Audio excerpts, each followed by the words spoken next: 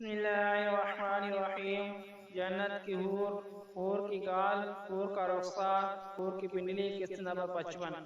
حضرت ابو سعید خدری رضی اللہ تعالیٰ عنہ فرماتے ہیں کہ نبی اکرم صلی اللہ علیہ وسلم نے ارشاد فرمایا، جنتی اپنے چہرے کو حور کی رخسار میں آئینے سے بھی صاف و شفاف دیکھے گا، اور اس کا ادنا موتی اتنا خوبصورت ہے کہ آسمان زمین کی درمیانی حصے کو روشن کر سکتا ہے۔ اس حور پر 70 پوشاکیں ہوں گی، لیکن پھر بھی ان پوشاکوں سے نظر گزر جائے گی حتیٰ کہ وہ پیچھے سے اس کی پنڈلی کو دیکھ سکے گا۔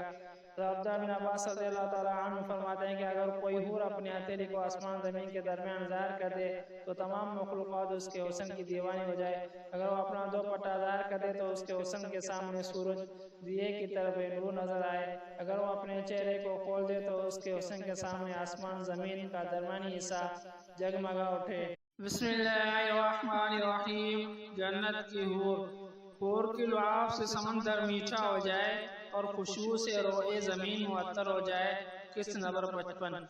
میری لعاب ایسی میٹھی ہے، اگر کڑوے سمندر میں تھوک دوں تو میری لعاب سمندر کو شیرین بنا دے۔ اگر میں زمین میں جھانک لوں تو کستوری کی خوشبو سے اس کو معطر کر دوں۔ میری خوشبو 50 سال کے سفر سے محسوس ہوگی۔ اے مجھے چاہنے والے، میری خوشبو دنیا سے کہیں گنا زیادہ بہتر ہے۔ میری جب خوشبو تجھ تک پہنچے گی تو دنیا کی خوشبو کو بھول جاؤ گے۔ دنیا کی خوشبو میری خوشبو سے مقابلہ نہیں کر سکتی۔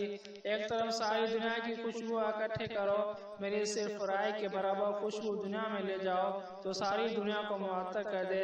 اے مجھے چاہنے والے، میری خوشبو سے تو دنیا کی عورتوں کی خوشبو کو بھی بھول جاؤ گے۔